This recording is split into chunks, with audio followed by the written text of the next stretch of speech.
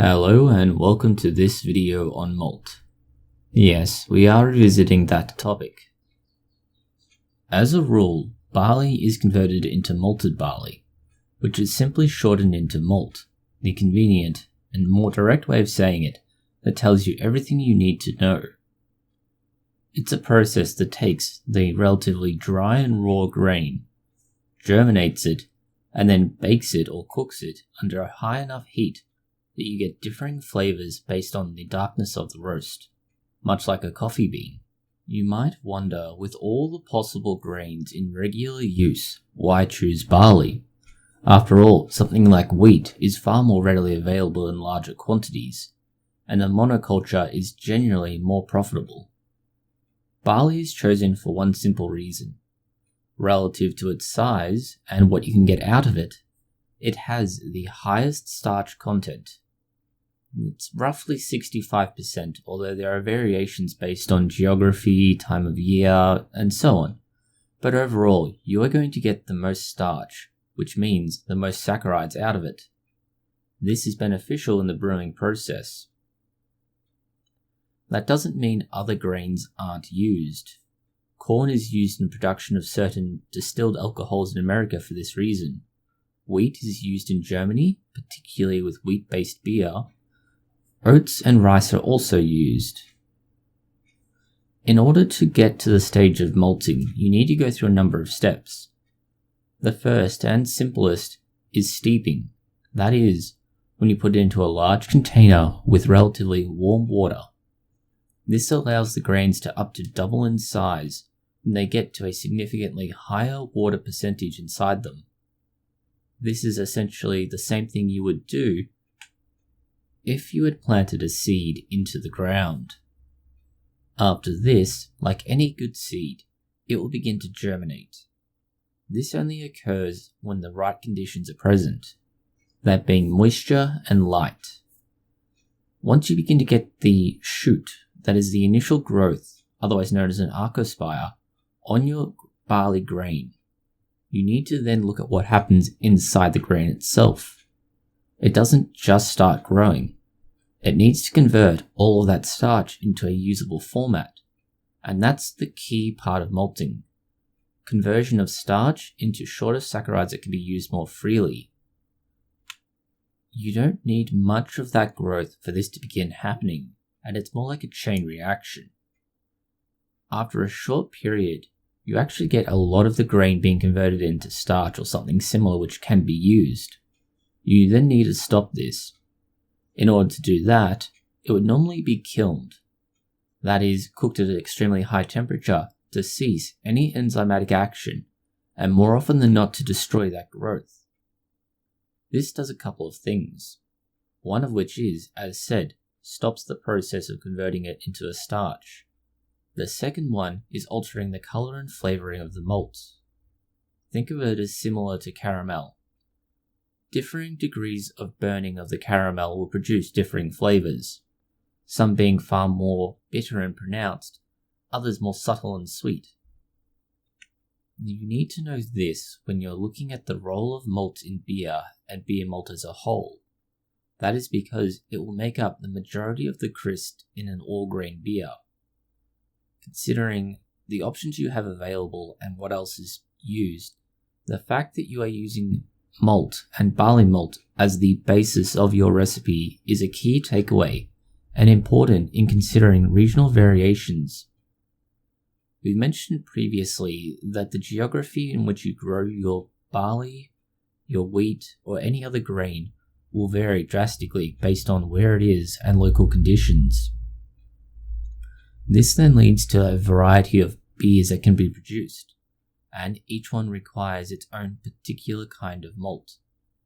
You'll often find barley malt plays a larger part in those that are made from a Pilsner variety, a Vienna variety, Munich, or similar.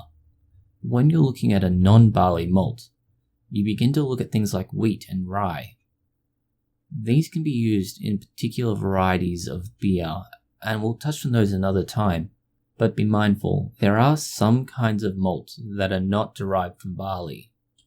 This then leads to even more variation in the degree to which you'll kiln the malt.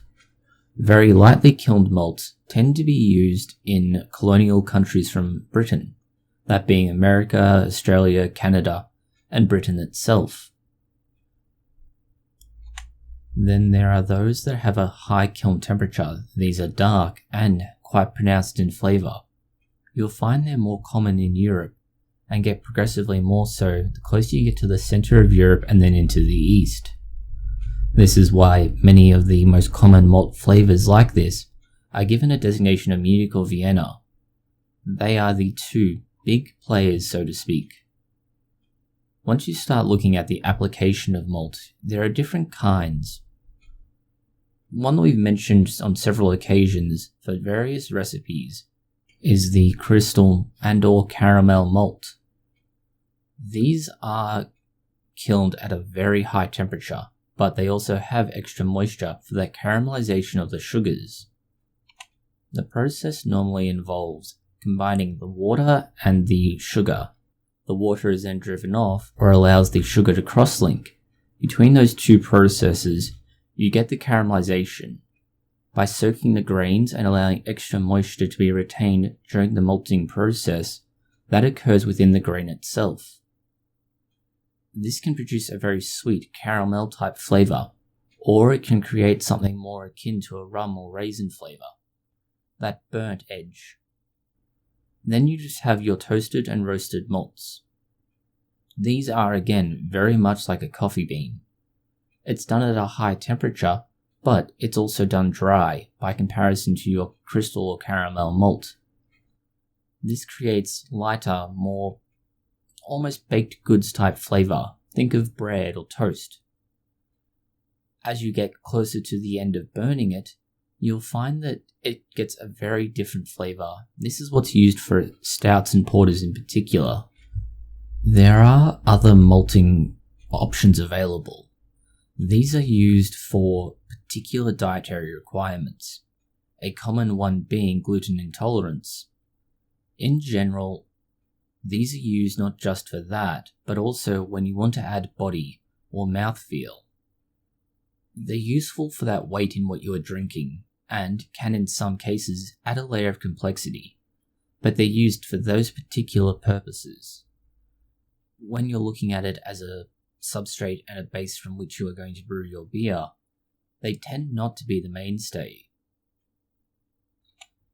There's one final consideration with this, and that is whether or not you are trying to brew a black lager or Schwarzbier. These are made from roasting the malt at an extremely high temperature, and they are nearly always a sort of porter or stout. This means that you need to be mindful of what you've been using as the basis for which you are malting. At the very bottom level, this will affect everything after the initial boiling stage, right through to bottling and drinking. Just simply roasting mindlessly will produce undesirable results, and you will need to gradually figure out at what time, at what temperature, and to what degree you need to roast your particular grain to get the result that you're after in these beers. Not only do you need to be mindful of that, but malting has a significant effect on the final alcohol concentration. You don't want a beer that is full of alcohol, nor do you want it to be full of unfermented malt. That will lead to two extremes that are unpleasant. At the most basic level of beer, it is water, malt, hops, and yeast. And in fact, there are certain laws that limit it to just these elements. This means that when deciding the concentration of malt, you're also, to a certain extent, deciding the concentration of alcohol at the end. It is by no means the final consideration, as fermenting temperatures, the yeast variety, and more will influence the alcohol concentration, but it is a significant deciding factor. This is a simple overview to malt in beer, and gives you some key ideas on what we're going to look at in the future, particularly on the differences between something like a crystal and caramel malt. We're also going to begin looking into the impact of differing percentages of malt in your final recipe to show you what the impact of these is on the alcohol concentration. Thank you for watching this video. If you have found it interesting, consider liking, sharing, and subscribing. Please post any comments, questions, or suggestions